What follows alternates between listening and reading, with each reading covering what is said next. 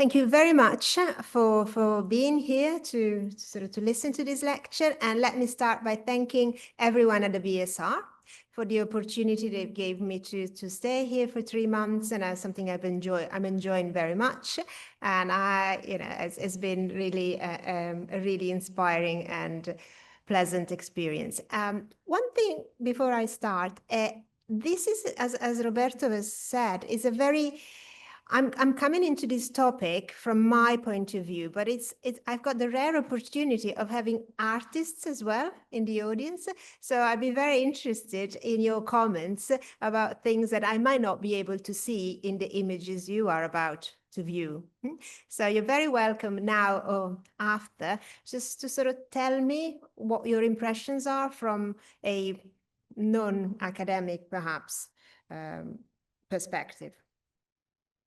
Okay, shall we start? Doing and undoing the narrative space of the city. In October 2022, I arrived in Rome and experienced a wonderful Ottobrata Romana, which did decidedly help my research into public art. Supported by a British Academy small grant, and I think it's important because I was surprised that it trusted me to do something like that after the pandemic. My journey had begun in Matera, followed by a short stop in Naples a week or two earlier, and would have ended in June 2024 in Catania, after having visited 14 Italian cities, different in sizes and geographical location.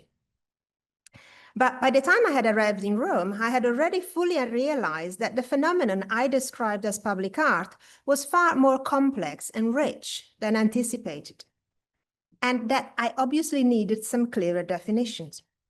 Therefore, let me start briefly by giving you some definitions, which are only for the purpose of my research, and for today's lecture, they don't mean to be definite definitions, if you like. So let's start. Graffiti writing. Graffiti writing and street art sometimes go hand in hand, and what they have in common is the fact that they are illegal. Obviously, different jurisdictions in different countries would define illegal in a different way, but both of them are considered illegal. What they differ, though, is that if graffiti is thinking about lettering, street art is actually about images, brings back the sort of kind of representational images into the equation. Graffiti writing peaks in the 70s and 80s, but there is another dividing moment, which is called post-graffitismo, which refers to the 1983 exhibition held in New York at the Sidney Yanis Gallery, where the works of Basquiat, Keith Haring, Lady Pink mark, in a sense, the end of the illegal history of graffiti.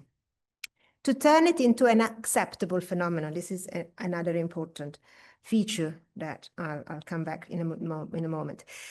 Contrary to graffiti, street artists use a wider variety of means: stencil, freehand drawing, spray, markers, brushes, poster, stickers, and so on. Well, the other thing that these street artists do, and this is quite similar perhaps in the tags of the graffiti artist, is to use identifying signs and symbols, which do represent in the end their recognizable signature. And then we could also open up the debate in that respect to how close they are to pop art. The 2008 exhibition, Street Art, curated by Cedar Lewison, held at the Tate Modern in London, it was the moment, 2008, which recognized and institutionalized street art.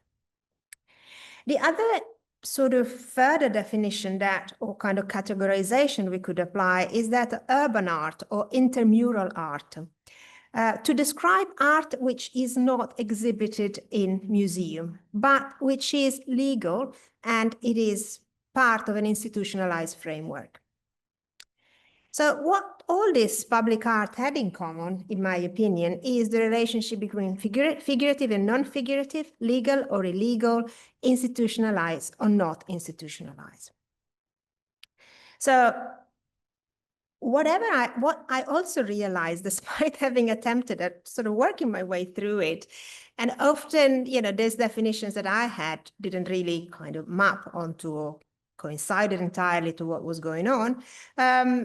It was as far as the contemporary period is concerned, because I'm going to go back to the 1930s, but it's a different approach you need. A contemporary period is a period where this artwork mushroom in front of me all the time. So I think for the contemporary period, you need to think about it differently and with stronger, clear-cut arguments that you probably would do for something that is in the past. Muralism in particular has a long history, which stretches back to 1910 revolutionary Mexico. And again, return in 1970 famously with Chilean new muralism, Le Brigate Chilene, with the support of the Allende regime. And then many of these artists came also to Italy. Unlike street art, muralism is legal and often sponsored by an established institution, whether it was the Mexican government in 1910 post-revolutionary Mexico, or the government of the new Chilean muralism in the 70s, before obviously the Pinochet coup. In essence, legal status, size, location, and relationship with institutions are features which run through all the definitions that I just gave you. However, definitions aside for a moment, due to the sheer number of artworks I did encounter, I needed to find a perspective to work through this sheer amount of material I had in front of me. I went back, in a sense, to a very famous essay written in 1967 by Carlo Dionisotti, where he speaks about the geografia e storia della letteratura italiana, now in its 11th incarnation. And in this very famous essay, Dionisotti, delivered in London actually, claims that a unitary national history cannot be written as far as Italy is concerned. Rather, regional specificities had to be taken into consideration, because he wrote, in order to write about Italian literature, in this case, one needed to take into account le condizioni che nello spazio e tempo stringono ed esaltano la vita degli uomini, the conditions that in space and time constrain and at the same time promote men's life. And just to conceptualize, the term gentrification was coined by urban sociologist Ruth Glass in a 1965 book, London, Aspects of Change. So this is sort of kind of preliminary remarks to sort of see where this work, my work, is situated. Now, what did I do? Space, time, gentrifications, definitions. My journey through Italy, during what I decided to call my anti-grand tour, I sought to visit new and old murals that you have Goethe in Rome, as well as street art realized in often deprived and marginalized settings. So at the beginning, I did not divide between new muralism and street art. I looked at both of them. I excluded graffiti. Mine had to be an anti-grand tour because in its best tradition, I was not a foreign traveler seeking to educate myself about Italian art and about its great masterpieces and masters. And even more so because I was not interested in those sites, canonized and legitimized by elite institutions or simply by any institutions, which protected and legislated about what it meant as the aesthetic value.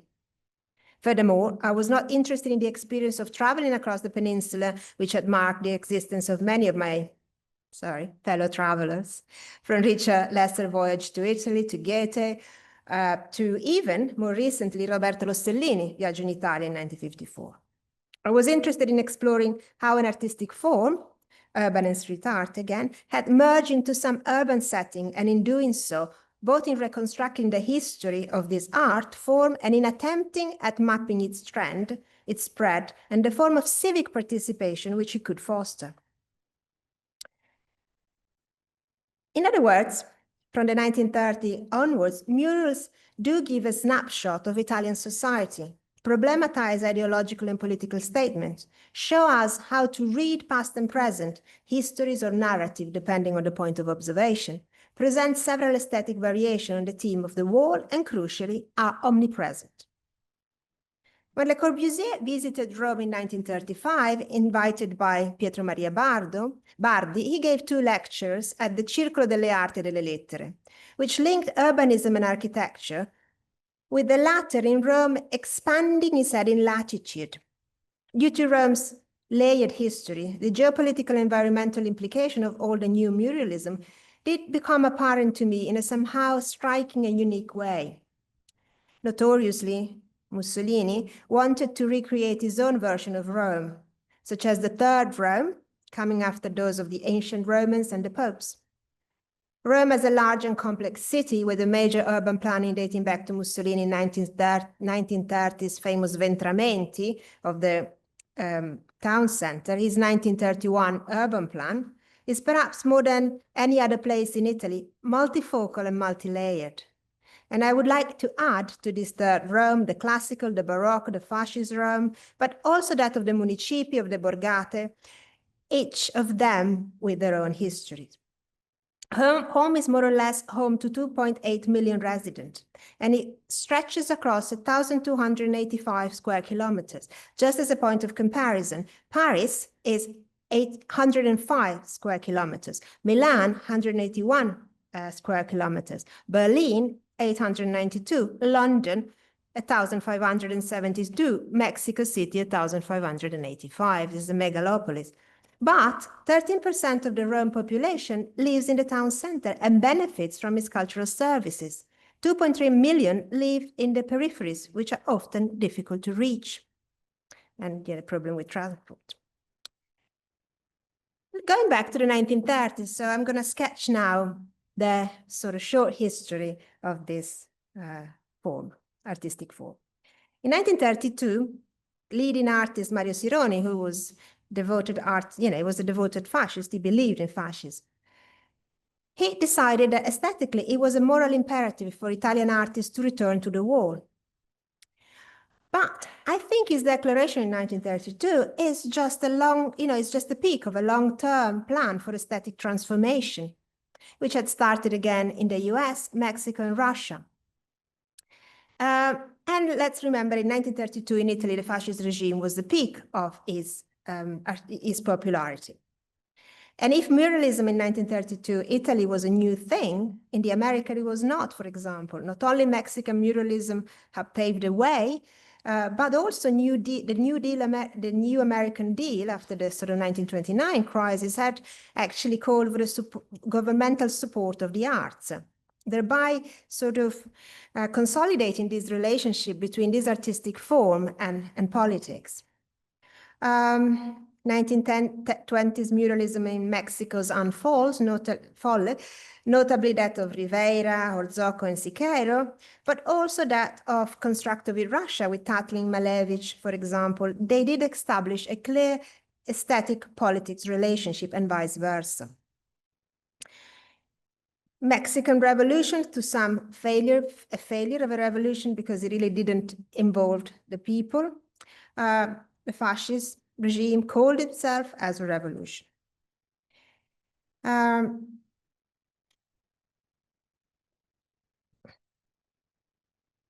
And before I get there, most famously, when you sort of start a new aesthetic movement, you need a manifesto. And in 1933, a Roman-based artist, Massimo Corrado Cagli, circulated his first Manifesto ai Pittori, published in Milan in the journal Quadrante, which he demanded very sort of directly and explicitly a closer and steadier connection between state infrastructures and artistic production.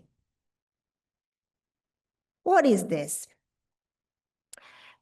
This is a photo I've taken in Via Veneto 27, and it's in the Palazzo dell'Industria del Made in Italy, I believe it's called now, which was designed and built by architects Marcello Piacentini and Giuseppe Vaccaro, and it was then called Palazzo delle Corporazioni, which opened in 1931. This palazzo, I mean, lots could be said about its architecture, but we can't think about it now, had to be seen as a cathedral of labor and a brainchild of Rossoni and Bottai's corporativist project, which was the main project for restructuring economics in Italy. or otherwise said, the third way between what Mussolini understood as socialism and liberalism. But it was very much and very soon surpassed by a standard economic project which involved the support of middle and upper middle classes by the regime, nothing revolutionary about it, as Rossoni perhaps and Bettai had thought about it.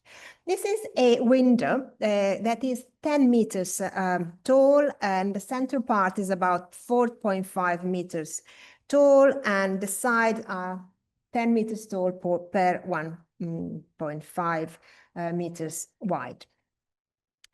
And it's in order to celebrate the Charter of Labor, La Carta del Lavoro, which Bottai had issued in 1927 as a way of, in his opinion, supporting workers' rights. Obviously, supporting workers' rights as far as they were within the kind of boundaries of the regime.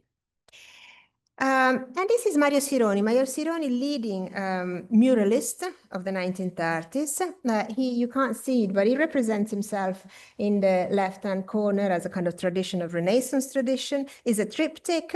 And the overall impression, however, of Sironi is that of darkness. Sorry for the photo, but I couldn't take it very much better one. Italy is at the center, obviously, and he, however, and there are different figures that do represent, obviously, workers.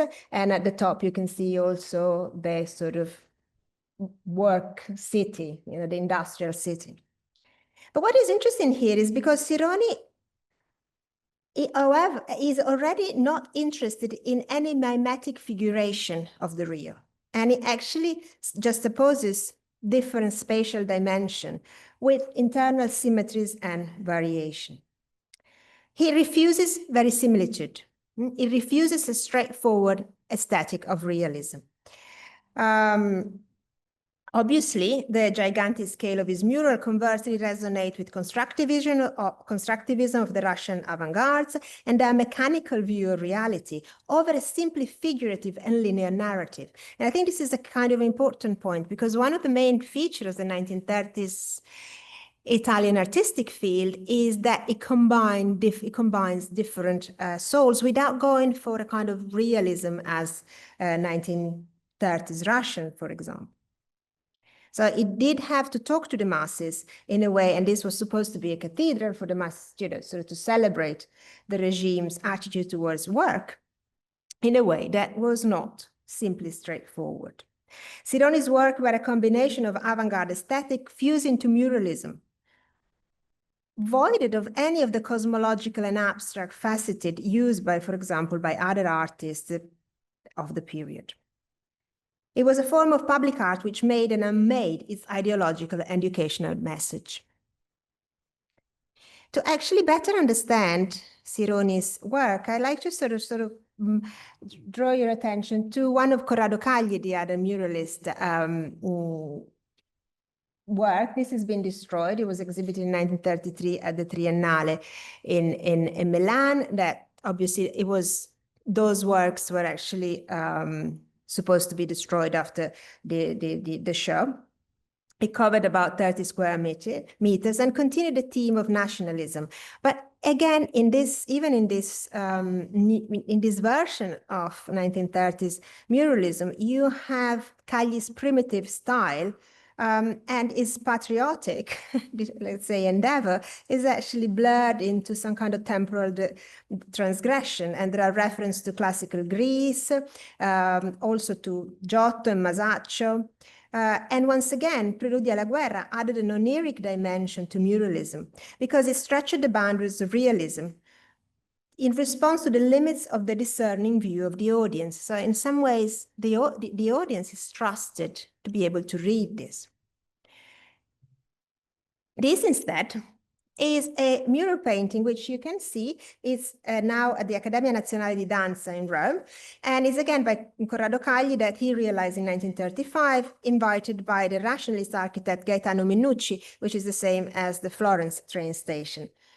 But this was considered not good enough to represent the regime, and he had to actually be part of the Opera Nazionale Balilla, so a very fascist institution for young people. So in this case, Cagli's work was considered not to be strong enough to represent the ethos of the regime.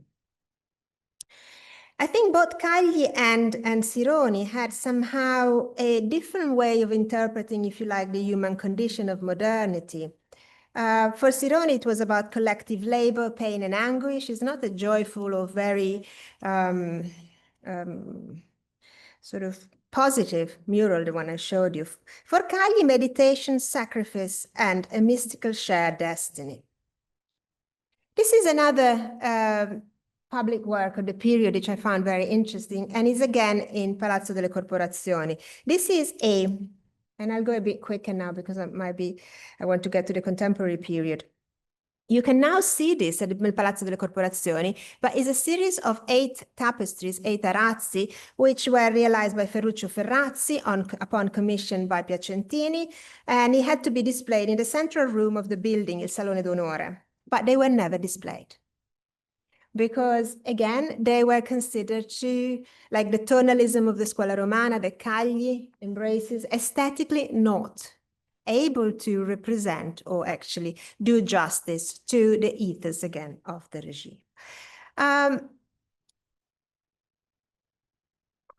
This is actually a comparison that I think makes sense, in a sense. This is again with Cagli, Neofiti.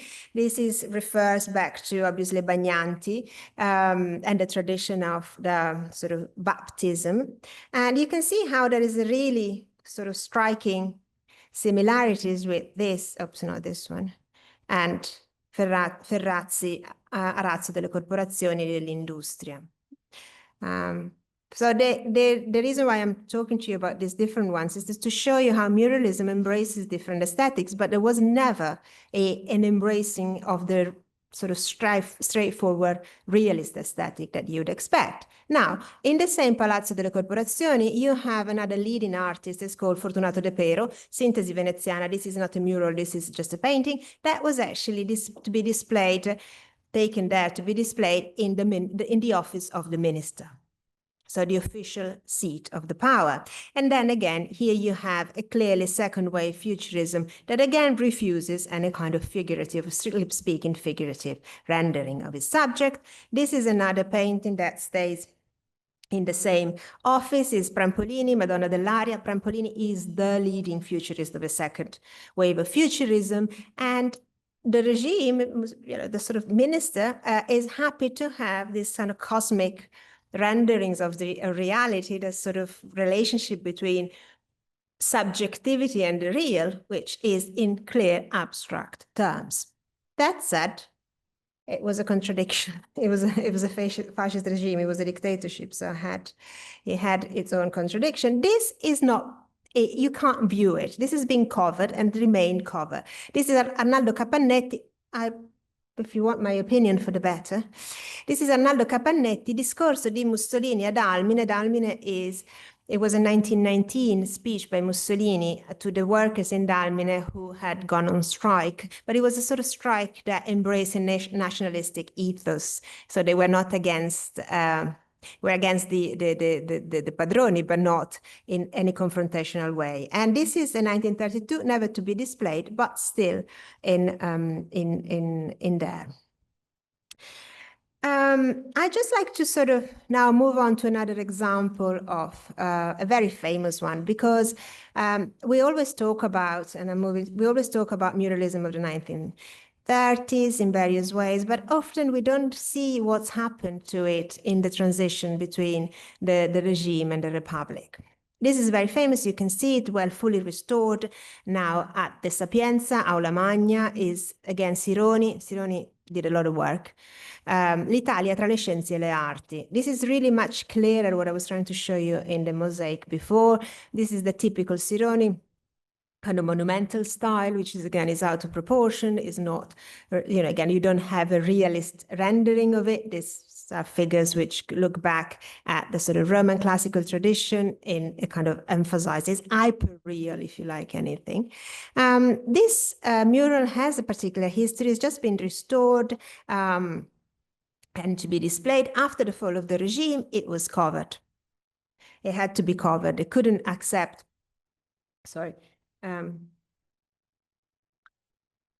something like that in the Aula Magna of the one of the main universities in Rome. But what they did, they managed to save it by simply painting it over it.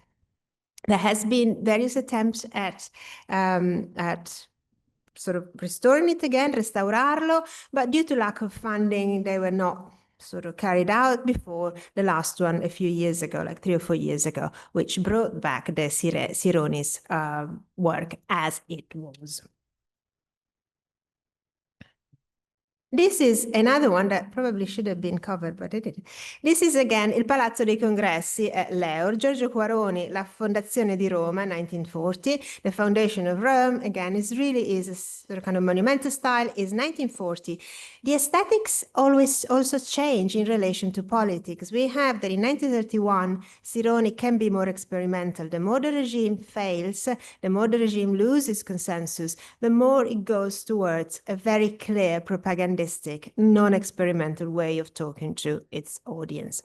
Again, this one is now, it can be viewed, but it had been covered and then uncovered. And this is another one that Achille Funi, leading artist of the time, is a Milanese artist, which was called by Oppo to decorate again, a Salone d'Onore, the entry, the Salone d'Onore is the other one, the entry, the hallway of the Palazzo dei Congressi. So all roads lead to Rome, 1943, and then it was actually uncovered and finished in 1953.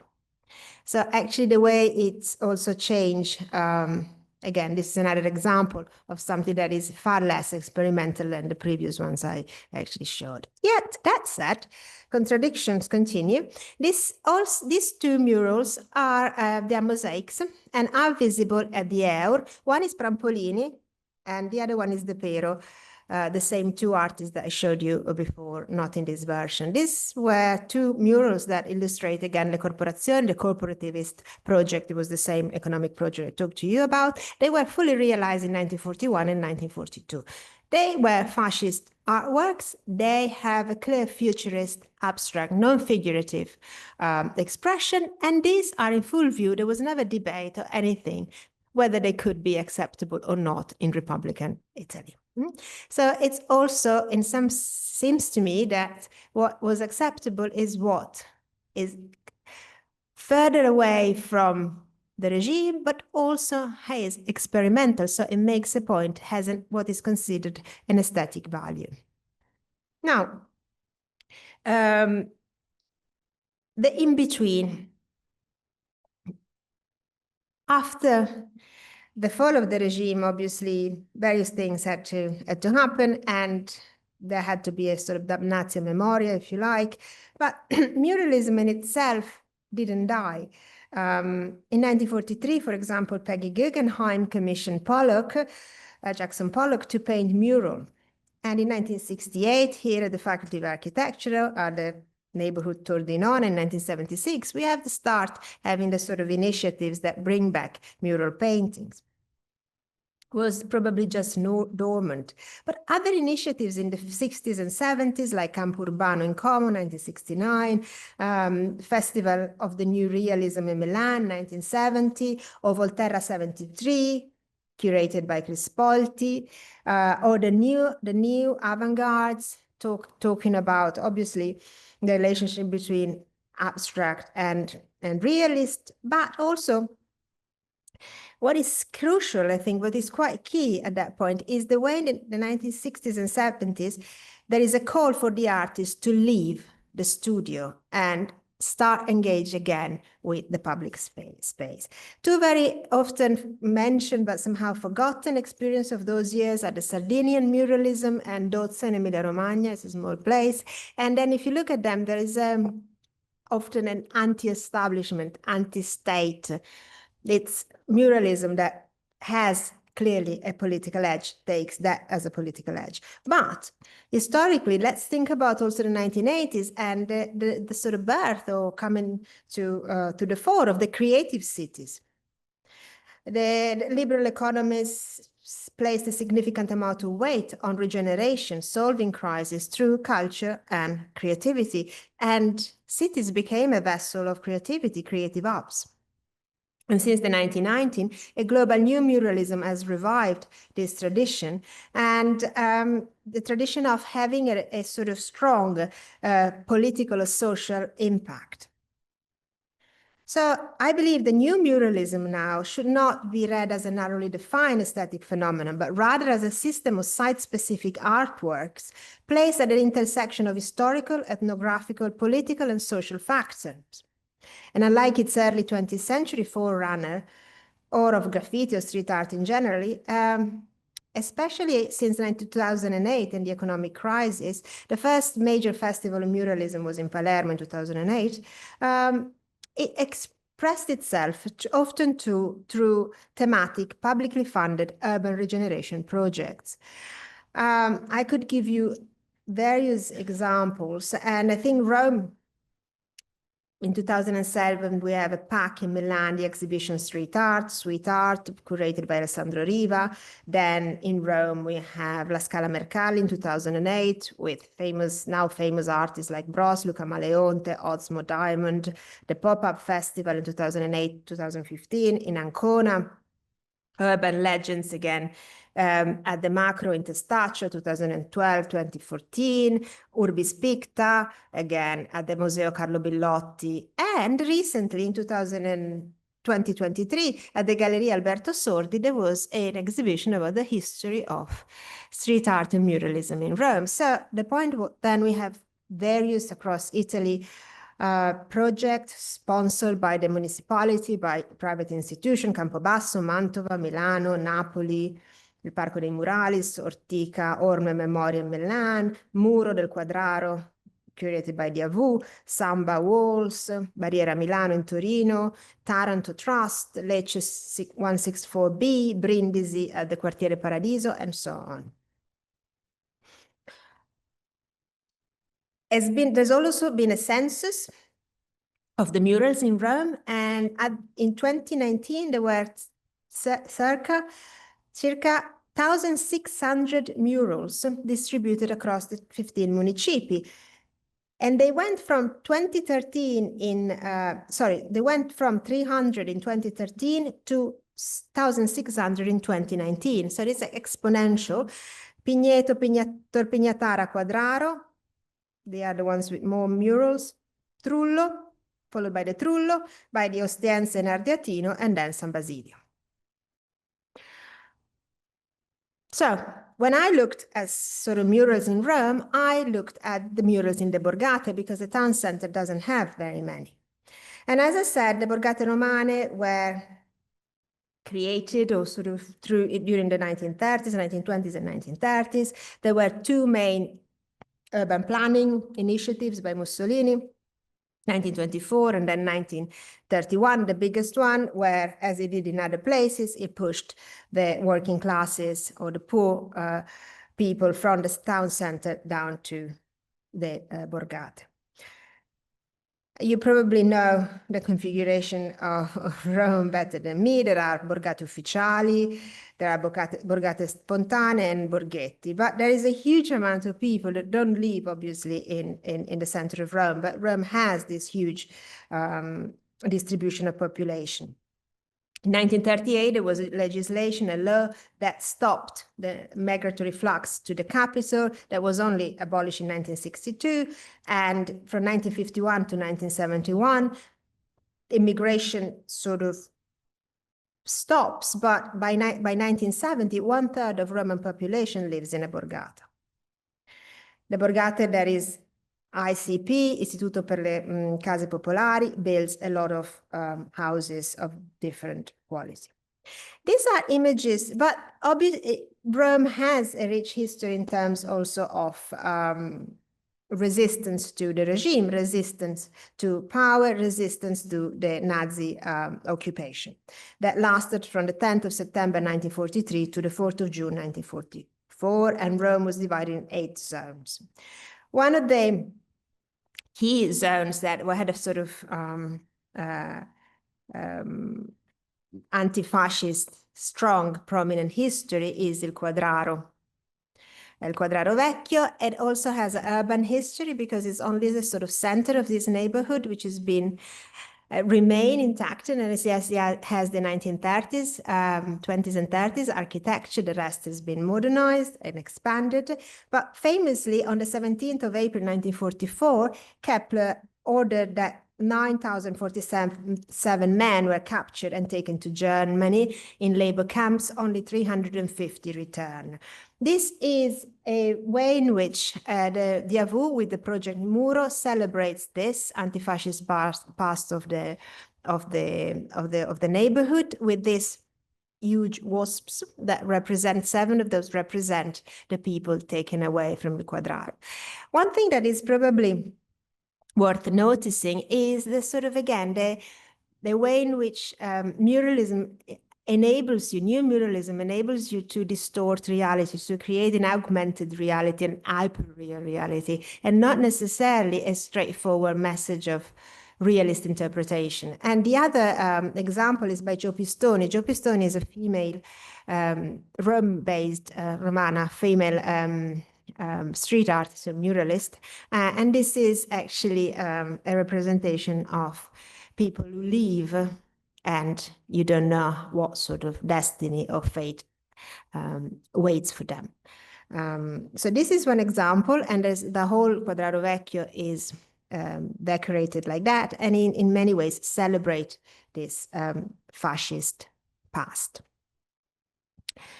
Another example, again, of, sort of kind of celebration of the sort of past, of the histories of this neighborhood. This is La Garbatella. You have many murals in La Garbatella, but I chose these two because on the one hand, you have a sort of visual, I was talking to you about street art sometimes actually working through codes and symbols, and Jorit, for example, is Neapolitan-based artist, was often used icons or representation of real terms, so portrait of famous people to celebrate a sort of kind of thematic point, make a thematic point. This is Enrico Mancini, who was a carpenter at Garbatella, who died in the Fosse Ardeatine.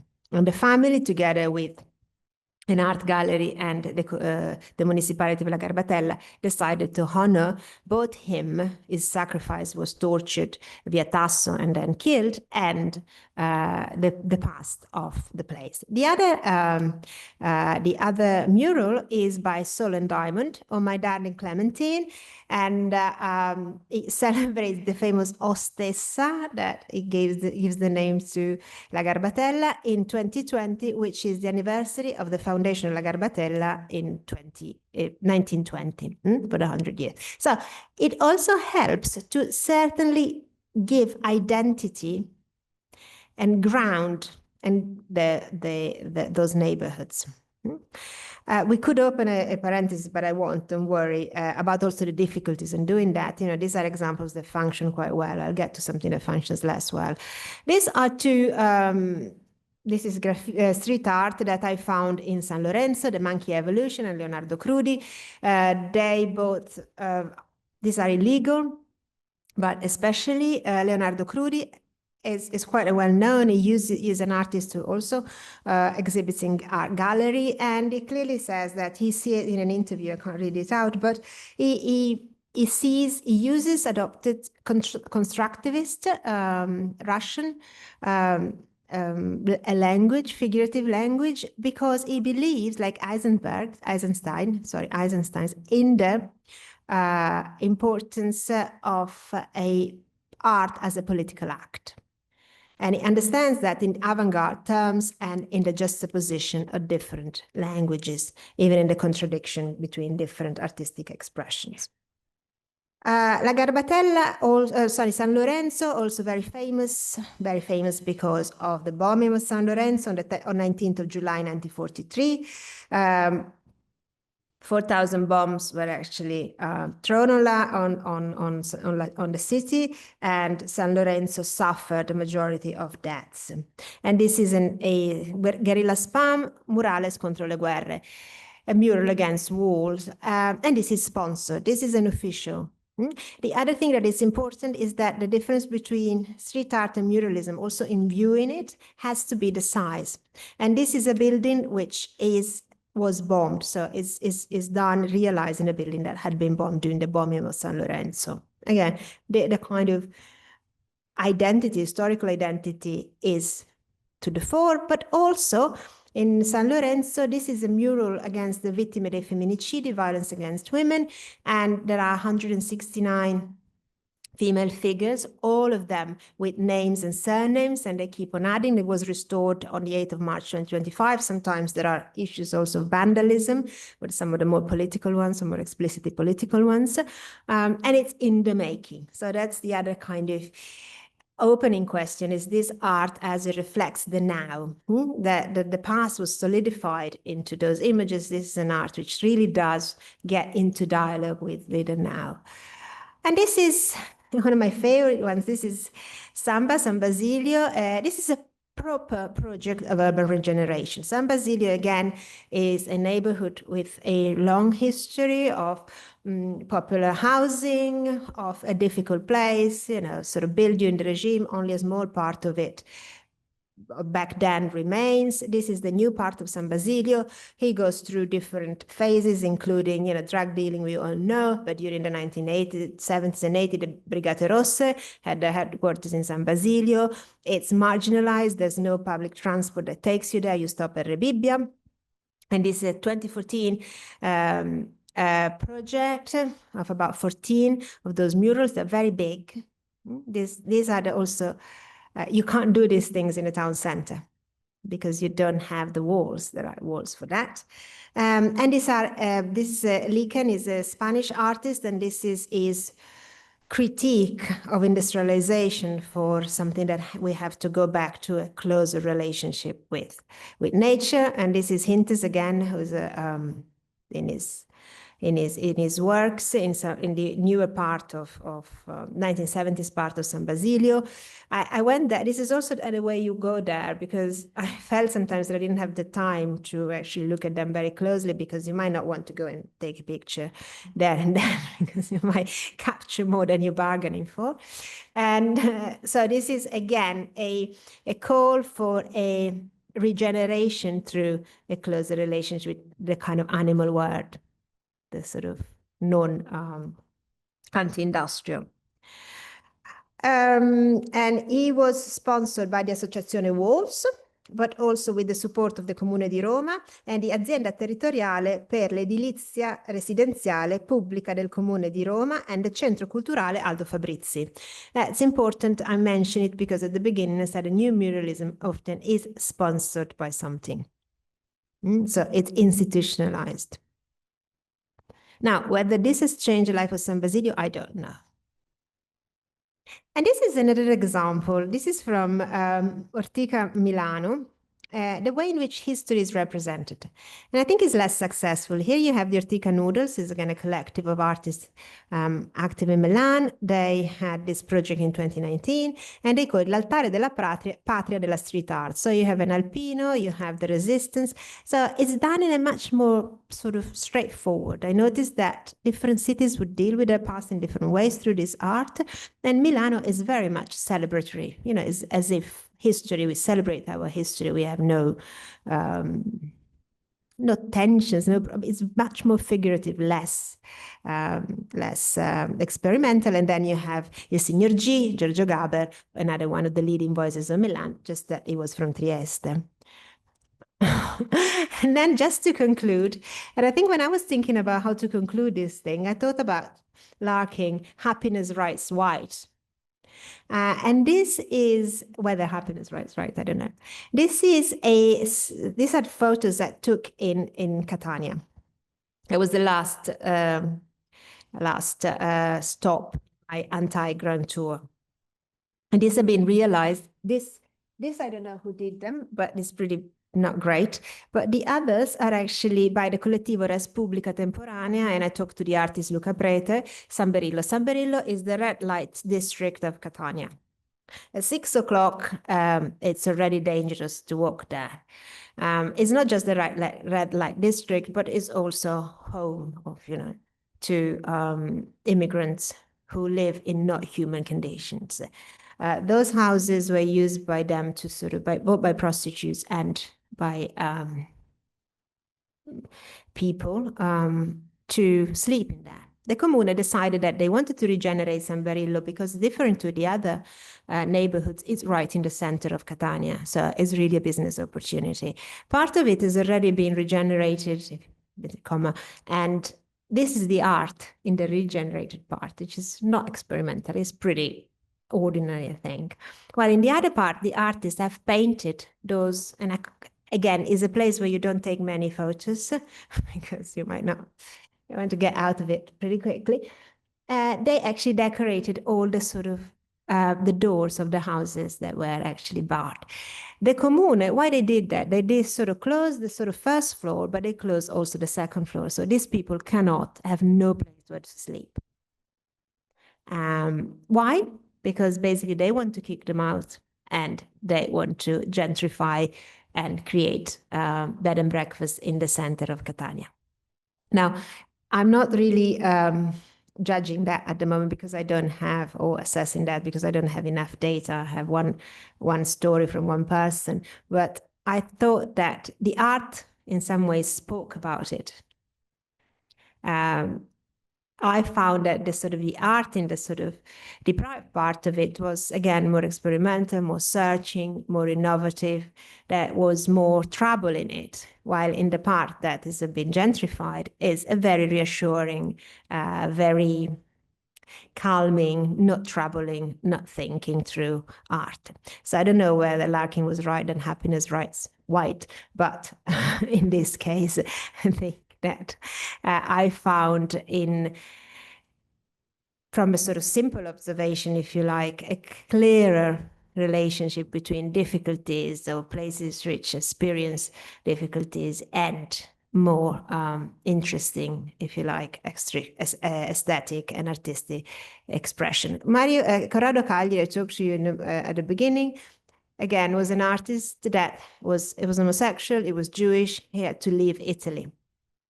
And so he was one of the muralists of the regime, but at the same time had to go because his art, who he was not good enough. And his art, I think, in terms of mural is far more interesting than others. So that is it. Thank you very much for listening.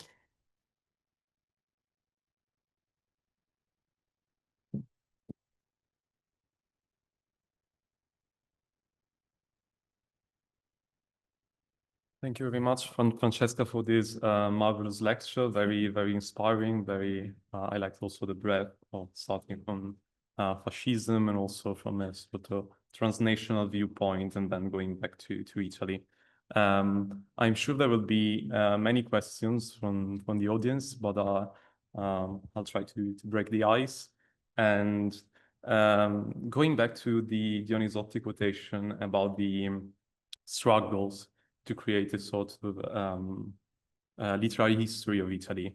What are the struggles of approaching different regional and urban landscape with new muralism?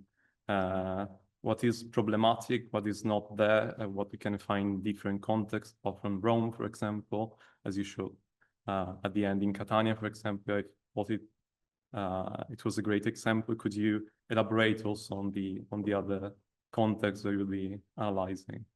Yes, I think it's this is a trip that I did by myself. And in different, what I said at the beginning, when you're looking at the past, you've got your documents, you have your pictures, your documents, you read about it. This new contemporary period, on the one hand, I wanted to bring a rigorous approach to it. I wanted to understand. I wanted fact and figures. I wanted to go in there as I would have gone in there for the sort of the past. But on the other hand, you're talking to people. You're talking about an art which is in constant evolution. So how do I approach it? And how do I approach and forget what sometimes I felt it was, and this is why I'm also interested in your responses. What do I approach in something that to me sounded like, can I say that it's better art? On which grounds? What can I say? How do I actually make sense of that? So it was a lot of how do I make sense of that in a way that had to be objective because my academic way of thinking calls for that. So that was one problem. The other problem that I noticed, so how you detach yourself from your material. And we talk about traveling through Italy, but you probably you're a human being. So when you're asking questions, they would look at you in a different way and answer to you in a different way. And there's also this anecdote when I pretended I was a journalist because I couldn't say I was an academic, and I just got to the point, what is your profession? Journalist. Sort of thing. So those sort of, how do you make sense of that? But also, how do you bring all this together? Because all the literature I was reading, it was very scattered. Somebody talked about that without going into much detail. Somebody talking about something else, we go into much detail, sort of blogs. And how do I bring all this material into what, in the end, and I believe in the end, Dionisotti is right, we need to sort of account for the sort of site-specific, the geographies and histories, but at the same time, I needed to make sense of it. And in a sense, I had to write, however, a sort of linear history of it.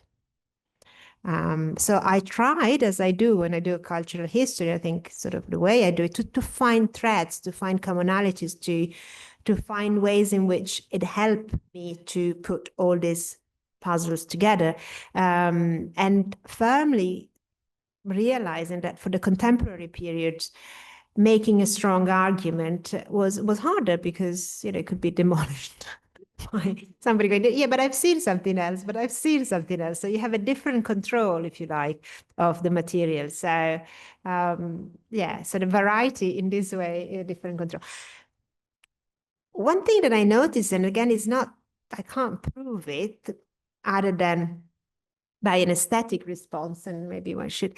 I did think that in more troubled or less affluent places, the art responded to it in a more interesting, if by interesting you think tense and combative way, which then you can look back and think that there was a sense of having to be combative, reacting to in all type of in every expression of this in every of these artistic expressions. So I also think that it's important to understand that now to be able to look at the back, at the past, because otherwise there are things that would not make much sense. And I think it enriches the as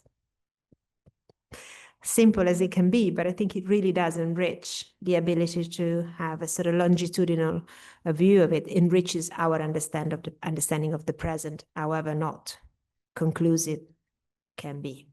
It's never conclusive, but you have the sense at some point, I'm looking at Cironis, I'm looking at the whole bibliography, I'm looking at all of that, okay. How many more documents? I've looked at the documents. Here, you don't have that sense that you can say stop. Or when you say stop, yes, but then I'm sure that all of you is thinking about a mural they've seen, all of you at the moment. I think Ash has a question. Thank you for your talk. It's really heartening to see contemporary work like this drawn into conversation with these more historical trajectories, and it gives a real, I guess, a sense of renewed importance for the work of the contemporary art worker. But I had two technical questions, which I hope will be easily answered. Firstly, how are you aware of all of these different murals? Sorry, how are you aware of all of these different murals? Is there some sort of central database, or is it just hard research as to how you've become aware of all of this work? Yes, that's very good. I had a research assistant who helped me. So she did some of the sort of looking through the internet, going to the places and talking to people. It once cost me 200, it cost me a bit of a trip to a shop because somebody hadn't told me that there were these murals. So I went to Matera, to this shop, and I ended up with having spent a little bit in the clothes shop, but they were very talkative. So they explained to me that there are other places that, so this is why I was saying that is you got the sense of unfinished. Some of these murals, you might go there and think they're there, but they're no longer there. For example, there is one in by Iacurcius, a famous one in San Lorenzo, that's not there. So internet, somebody who helped me looking at things, talking to people. It's a very, it requires field work. It requires field work in a way that is different from going to an archive and sit there and look at the sort of papers. So it's you reconstruct. It would be good also to do interviews with artists if they are available. They are very important. All this sort of somewhere in between ethnographic and anthropological and sociological work, and obviously contribution, I think, important from artists to sort of, and I think I'm glad if you notice that going back in time gave gravitas and weight to your current work. Thank you. If I can chance a second question. I was just interested in, as the mural is often this kind of like liminal thing that sits on a private building with a public frontage, what are some of the difficulties in commissioning and things that you've noticed in Italy specifically with some of these mural projects? Okay, I think I've had this conversation with a muralista Romano, Mario, who is at the Trullo, you know, we've been at the Trullo, it's one of the sort of early projects. And he said to me that they started doing things illegally in the night with hoods. And so doing them overnight. But obviously it's a small neighborhood. So they kept the illegal thing, but they also asked people, can I paint your wall? And they all said yes, because they were local, etc. Apart from one person who said no, because she said she wanted to preserve the yellow of the building, which is a 1940s yellow that was used to sort of paint all those houses. And she said no, and they didn't do it. They respected it. They could have vandalized, but they said they respected the will of this person. But in the end, you're not doing yours, but you're doing that opposite to you. And these ones, the big one, the legal ones, the ones that are sponsored, those are, I think that you have to have an agreement in place. And I suspect that usually people wouldn't say no, because it is supposed to increase the value of the properties. In Italy, and is a huge, I haven't really delved into the legislation very much. I've read about it, but not in a detail that I'm happy to have an opinion about. But it is like fine. You don't go to court. And that is a big debate. What is vandalism and what is art? Because the Constitution protects art, but not vandalism. So where do you draw the line? So while in other countries, maybe in Australia or in the UK, it's a different type of legislation, you know. So it depends on the legislation of the country, but in Italy certainly is a threshold, I guess, between what is art and not art. And the Italian Constitution does protect the artistic expression. I think it's Article 21, and in one of the murals, actually there is the Article 21, but I'm not 100% sure. First of all, thank you very much for this. And so what I've seen in the presentation is just like a very strong separation between fascism and, of course, what happened during the Italian Republic, of course, especially when it comes to the state interacting in a very different way, of course, after the end of fascism. And I was wondering if you've encountered forms of continuity between the works under fascism and some of perhaps the works not supported by the states or the municipality in Italy, in contemporary Italy. And of course, this will bring us far away from institutionalized works, but like more like something that is not supported, of course, by the municipality, etc. And specifically, I'm referring perhaps to the far right groups, etc. And I was wondering if you can expand. Yeah, I think I've asked myself the same question, which, sort of not answered completely. I'm actually in favor. I mean, if you take it from a sort of academic point of view, I was not against the damnatio memoriae. Not famously, the futurists were cut out of many sort of histories of art, or the sort of rational architects, because everything has its own sort of time, I think. And this is, I don't know whether you can call it continuity, but was it really necessary to sort of cut links with the regime? And only after a certain period of time you can go back. This is what has become very clear, in my opinion, in cinema. In 1970 cinema, when, Decan, Bertolucci, and the sort of, German, in different ways, I think it's much more, the way that German cinema does it is sort of harsher than this. So can you just go back and say, Bertolucci, can I actually do Il Conformista now? Because I can look back at that heritage. Whether with the visual arts, or each art will have its own modes for doing that. Some of this, when I talked to the person who restored the Sapienza mural, I said, it was a political will. It was a matter of finding the money to do that. But there was a political will in 1945 not to destroy it. So it was painted over and it was protected. The one I showed you about the Capannetti, it's too much. It's covered, it's too much. So it's too explicit. So we can tolerate Prampolini and the Pit, who were part of the fascist machine, like many others, because they have a non-figurative avant-gardist mode of expression. And let's not forget that it's the one that differentiates the Italian way from Russian. The avant-gardes were banned in 1925, so and Germany, where they were degenerate art.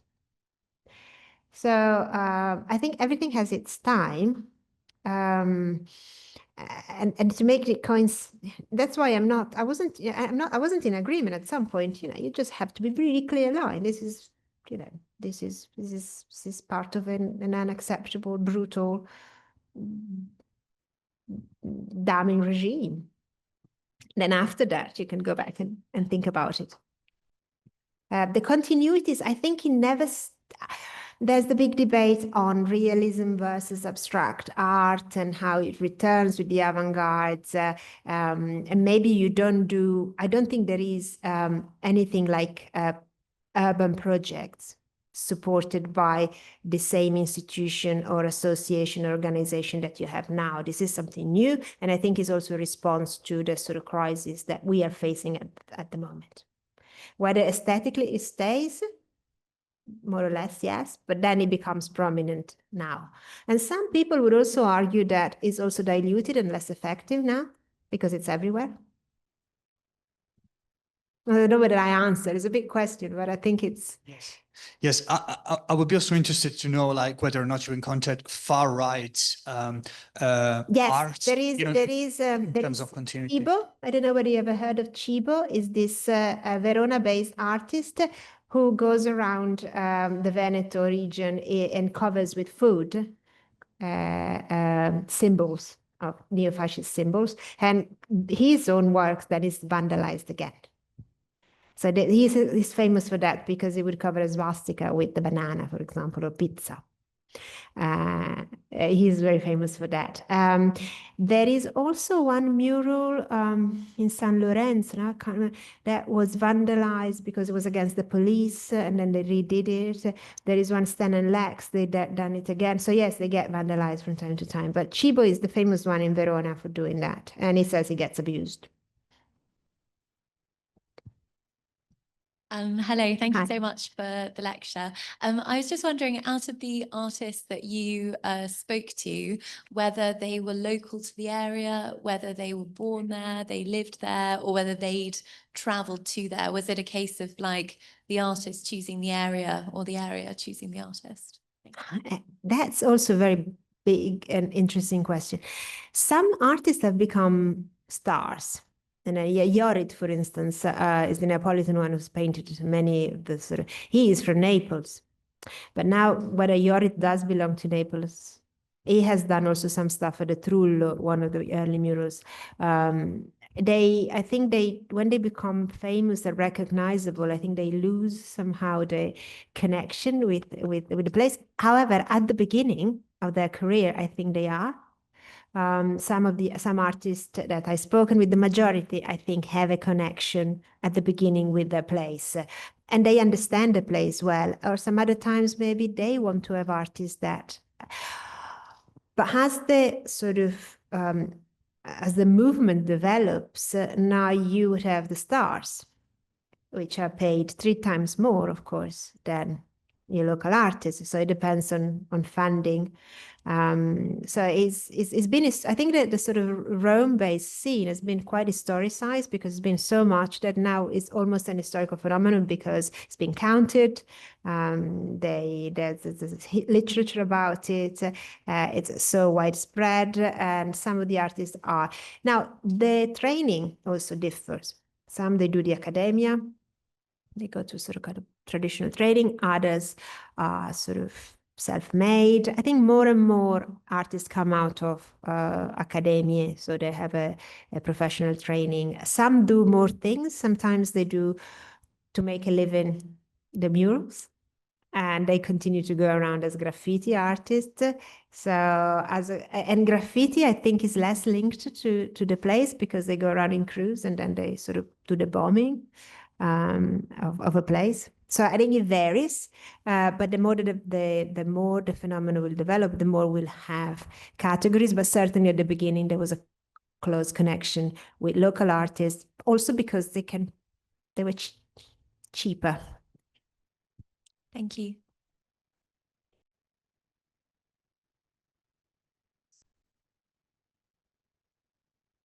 Thank you. That was really interesting. You mentioned, you were talking a bit about your own aesthetic reactions, especially in this last case. I was wondering if you were also taking account, you talked about the artists as well. I wondered about the aesthetic reaction of the viewers who live with and around these works, and whether that was something you were going to try to gauge or in some way track. There's been some very high profile interactions with public works of art in the UK. I'm thinking in particular of Maggie Hamling's very controversial statue of Mary Wollstonecraft that people keep putting clothes on because they don't like the fact that she's naked. And I wondered if, you know, because one person's exciting is another person's ugly, or, you know, so what you're going to do with that.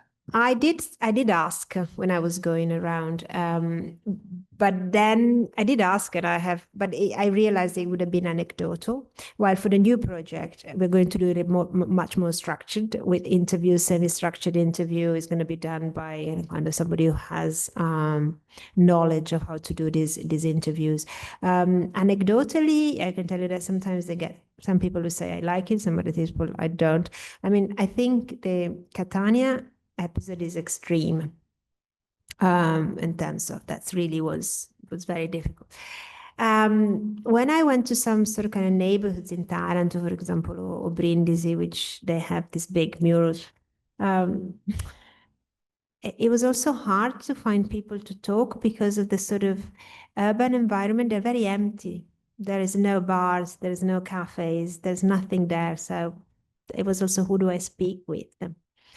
I spoke with some artists, but obviously the point of view. So I realized that it has to be done properly with the sort of tools that I didn't have. So this is why also during the talk, I said the way I took it on this occasion was kind of more historical because of that. But I completely agree with you. And I think it's also a sticking point.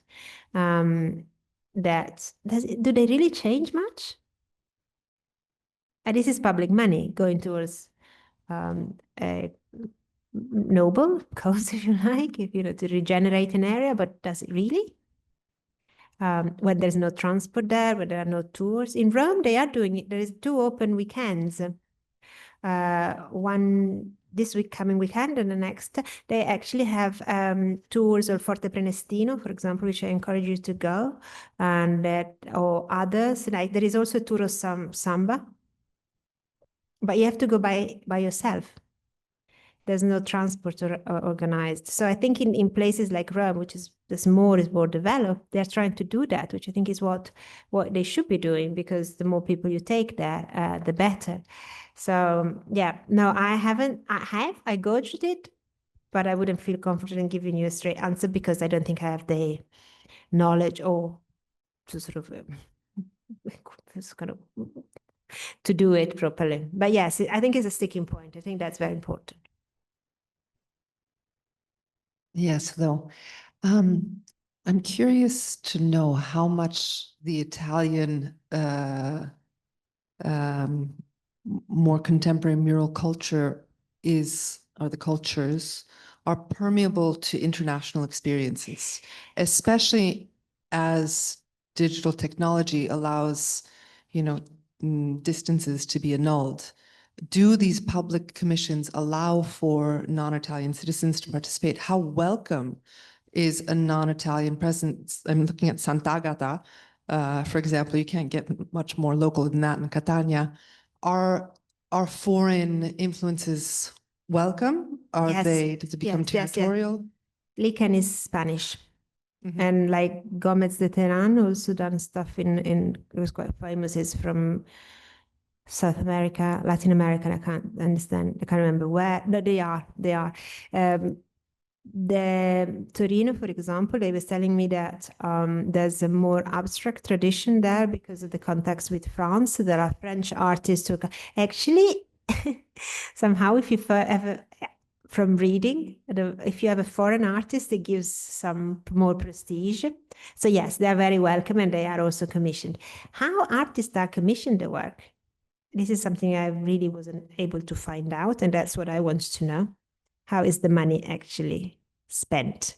Who's making the decision? There is one person who has, she travels around Italy, and she's an artist herself, and she's quite critical and starts asking, how do you actually allocate money?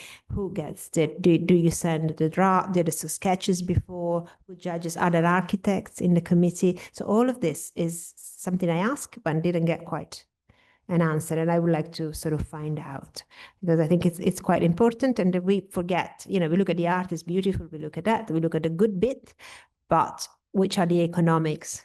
And that's what I really want. Sorry? Yeah, economics and politics, and this is what I want to do with the new project, and focus a lot on that. And also use digital technology to find ways of storing this and make them interactive.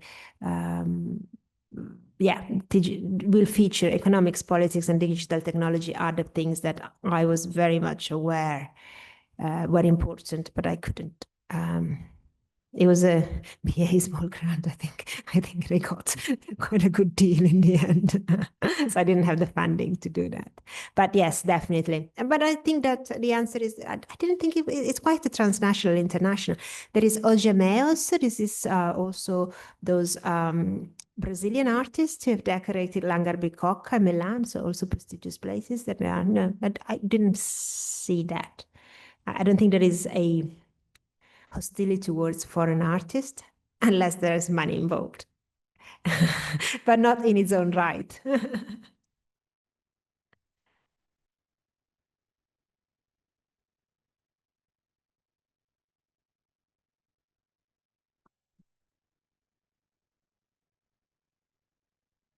Thank you so much for your talk. I was wondering, as you mentioned Forte Prenestino, if you're also taking into account the centri sociali context and how, what are the challenges of that? I haven't done the centri sociali context, although Forte Prenestino, I found it very interesting because of the way that he has Pistoletto. He has different, which I haven't talked about, different sort of how do you put it to be politically correct? I mean, this art forms placed in different sort of steps of the hierarchy or whatever it is. I started also with the definitions just to make sure, to sort of point that it's so big that regretfully, perhaps I had to make decisions. And I think the only reason is that if I look at a sort of state sponsor or associazione sponsor or supported urban project, that they would have enabled me to go into more detail and sort of have a case study and study it in more detail. If I start including too many things, and I think the centri sociali, or there is also the reuse of building, like the cinema, i centri abandoned. It'd be very interesting to see the art in abandoned places. But I needed to sort of give it a steer. Just the reason was that, rather than maybe for my personal interest, I would have probably preferred that, because I think it throws that the answer is no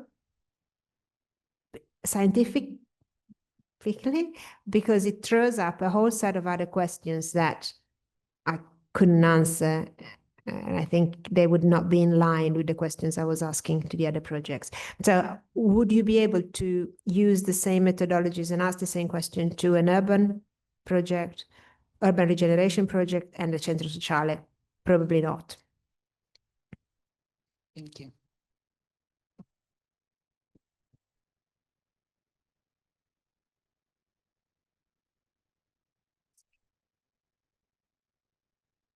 Thank you so much for your talk. I was wondering since the beginning, actually, because you came across your narrative, but then never flagged out.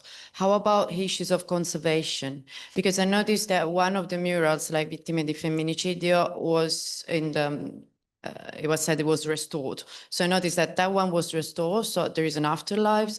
But how about the other ones? Maybe it's like case by case, of course, but are you interested in policies of conservation and questioning about the afterlives of these murals? I think it's mostly a sort of also, if you allow me, an ontological question about the sort of ontology of this, you know, the essence of these artworks. These are outside museums. Are they? Do we need to preserve them in the same way that it's also the episode of the removal of blue? It's work in Bologna. And Luca is part of the project, so he knows all about that. It also depends, and I was asking this question, I have to say, but it depends on the materials used. The better materials, more expensive paints, or the sort of the more expensive underlaying you put, the easier it is for these murals to be preserved. There is one in Garbatella by Stan and Lex, and they have repainted over themselves. So the other kind of big question is the diritto d'autore, the author's rights. Is it painted by one? They use a pseudonym. They don't want to be recognized, although after some point, blue, I don't know who is blue, nor I'm particularly interested. I think it's too much of a fuss who they really are. I think Roland Barthes has already answered that a little while ago.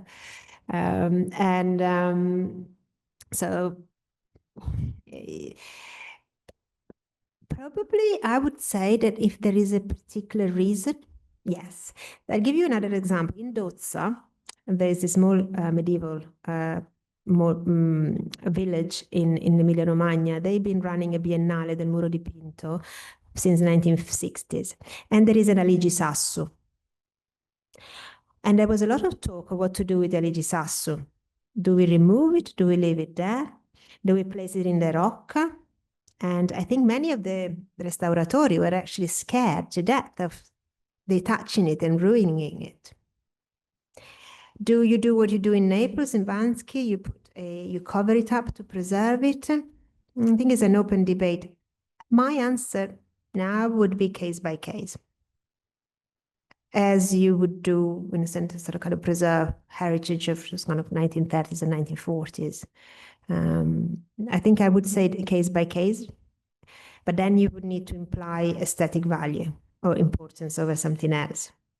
And the risks as well of taking it down, because you might end up with nothing.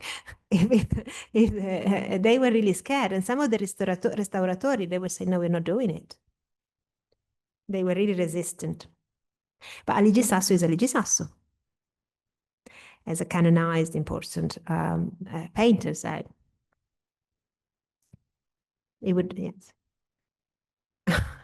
Okay, thank you so much, Francesca, for this visual lecture and also for the answer to the question.